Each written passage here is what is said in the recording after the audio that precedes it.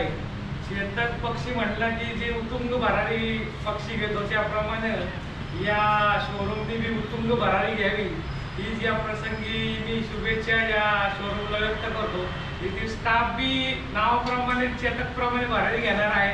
अजय सरांच्या माध्यमातून या सर्व स्टाफला मी या ठिकाणी शुभेच्छा देतो. त्यांच्या माध्यमातून जास्तीत जास्त गाड्या विक्री हो आणि चांगला उत्तुंग प्रतिसाद मिळेल आज प्रतिक्रिया या ठिकाणी. धन्यवाद.